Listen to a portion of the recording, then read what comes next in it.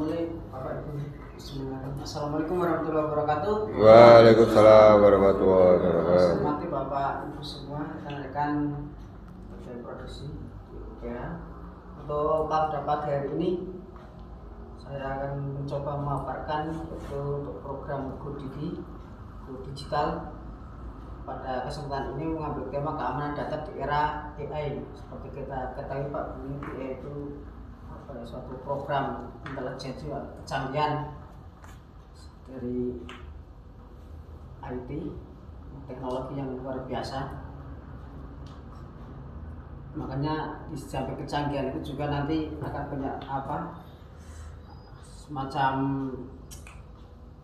penipuan ataupun kejahatan dari AI itu. Makanya kita harus hati-hati Pak Bu, semuanya aja Pak, karena kita itu yang namanya di zaman sekarang itu banyak sekali kejahatan dan nggak pilih-pilih orang kan gitu. Wah, itu yang orang kaya, yang pejabat, semuanya bisa terjadi Pak. Karena dengan AI itu kita bisa semua, seperti kita ngedit foto gitu kan, orang iseng gitu kan, ya mau iseng nih berdua sama siapa, udah punya suami istri di foto bisa digabungkan jadi satu orang nggak kan. Kalau yang orangnya percaya kan akhirnya kan jadi keluarga berantakan gitu. Itu bisa terjadi dan gampang sekali kalau cuma foto ngedit ini sama dijejerkan gitu kan, atau lagi di mana backgroundnya dibikin di hotel atau itu bisa terjadi, gampang sekali dengan era sekarang. Makanya kita harus hati-hati semuanya, dibentengilah semuanya, terutama yang masih muda juga termasuk. Kalau yang lebih parah lagi kan misalnya yang punya M-Banking ya, rekening di HP itu, wah itu juga rawan sekali Pak Bu. Jadi betul-betul dibentengilah. Kita mungkin punya uang, janganlah sejama uangnya sedikit di M-Banking apa di ATM itu. Makanya saya kadang tak itu Pak, HP-nya dua, yang satu nggak saya kasih untuk WA atau apa-apa, itu ada rekeningnya, walaupun mau sedikit, tapi kan sedikit pun kalau hilang kan juga kayak apa kan gitu kan. Makanya hati-hati semua Pak Bu, jangan lupakan sering nomor-nomor kita kan banyak sekali termasuk kan gitu. Itu juga dari AI itu kita diretas, nomor kita dipakai, bahkan di Facebook kayak di apa itu kan, di Facebook itu kan banyak sekali akun kita yang dipakai orang, bahkan nomor WA aja kan bisa.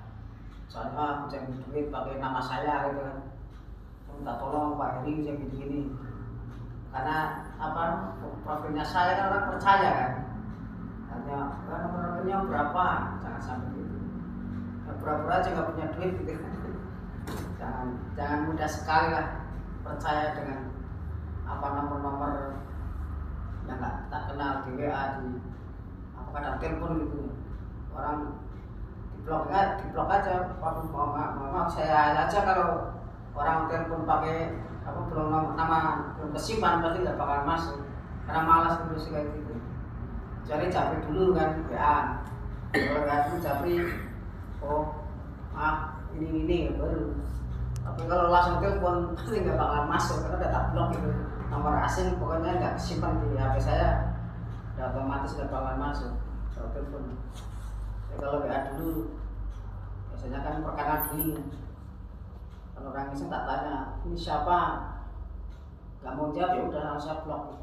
Itu aja, nggak usah pusing ngurusi itu, karena kita nggak usah penasaran dengan, berarti dia itu orang iseng, orang nggak butuh gitu aja. Kalau ada nomor asing masuk, tanya aja kamu siapa gitu. Kalau udah putar-putar jawabannya blok, itu aja.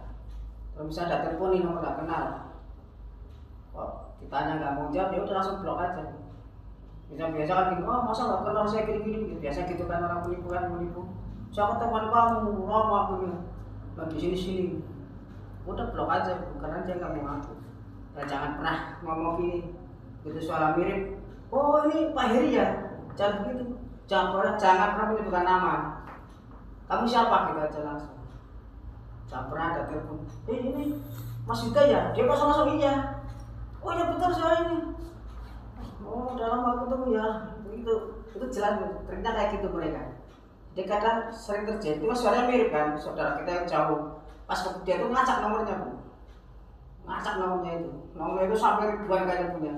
Dia itu telepon, suaranya mirip. Jangan pernah ngomong, oh ini Pak Heri ya, oh ini siapa, jangan. Kamu siapa? Gitu.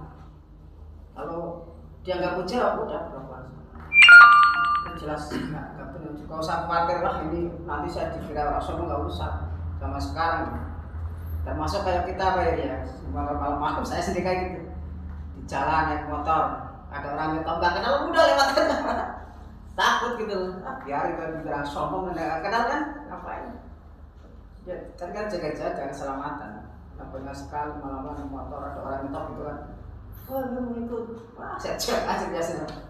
Nah, kenal kok. Biarin kira orang sombong nggak masalah gitu. Daripada kita nggak tahu sih. Apalagi di wilayah jauh kan, bukan di kampungnya. Itu Pak, semuanya. Jadi itu kalau di era sekarang itu kita nggak ada salahnya berhati-hati.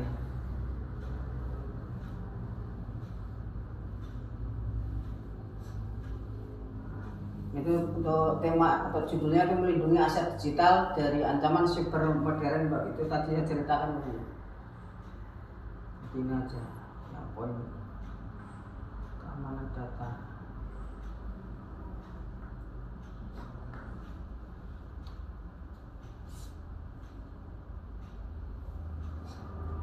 Ini Pak Bukti, jadi untuk keamanan data itu yang mengapa keamanan data penting, yaitu tentang volume data, ledakan data dari perangkat IoT dan jadi bisa aja data kita itu diretas, tambah-tambah lah intinya apapun gitu kan.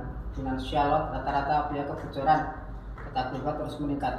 Jadi banyak apa itu seperti sudah banyak Pak, data-data kita yang di nomor NIK itu sebenarnya udah, makanya jangan apa sembarangan ngasih nomor nih rekening. Biasanya kan pada iseng-iseng gitu kan.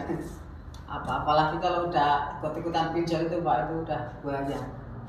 Itu enggak aman sekali tuh. Kecuali kalau di bank-bank, mau bank-bank aja juga bahaya, ngeri gitu. Kalau nomor-nomor rekening kita, nomor-nomor HP kita udah tertas kan gitu. Terus bilangnya kepercayaan pelanggan setelah insiden keamanan. Terus komplit kewajiban mematuhi regulasi seperti undang-undang perlindungan data pribadi. Itu Pak Bukti. Jadi untuk tadi secara singkatnya dan apa secara intinya ini kita harus berhati-hatilah semuanya, waspada zaman sekarang. Jadi satu itu pesan saya karena sudah banyak terjadi Pak. Itu enggak siapa apa nggak punya apa itu sering terjadi apa penipuan lewat telepon, lewat WA. Itu bahkan yang belum lama itu kan kalau kita ada undangan itu saya juga pernah kena gitu. Untung ya tadi apa di rekeningnya nggak di HP yang ini gitu, yang ada WA-nya. Karena sekali ada itu kayak undangan itu nanti kita itu kayak di remote, tapi kita itu akan jalan sendiri dari sana, dikendalikan sama dia. Ya WA kemana aja gitu. Kalau punya rekening ya langsung diambil Pak, ditransfer kan, di situ thread ke nomornya dia. Kita nggak bisa ngurus kali ke polisi pun, ya itu kan kamu yang transfer sendiri. Itu nggak bisa itu, kalau paling ngerinya gitu, nggak bisa diurus kalau udah cyber itu. Kita mau pakainya nomor-nomor kita kan gitu. Jadi diurus pun tetap kalah karena posisi itu kan nomor kamu. Itu kan kamu yang terakhir sendiri gitu kamu nih. Jadi itu sangat ngeri, makanya hati-hati kalau ada apa ngirim link kayak gitu yang biasa kan kita suruh klik link begitu, jangan itu sekali klik link data kita udah masuk ke sana. Itu sangat sering terjadi kepada orang-orang terkenal kan gitu, yang terkenal aja kan gitu, nanti di Facebooknya wah pakai fotonya ini, pakai ini, mereka untuk mengasih sana sini itu sering terjadi. Itu makanya kita sedikit-sedikit ya harus tahu gitu, bukannya saya ngajari hal-hal yang nggak jelek enggak, pokoknya kita hati-hati.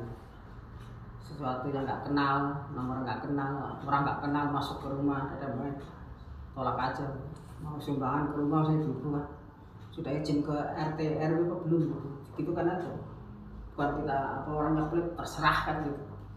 Kalau minta sumbangan ya izin dulu ke minimal ke kadus kan gitu.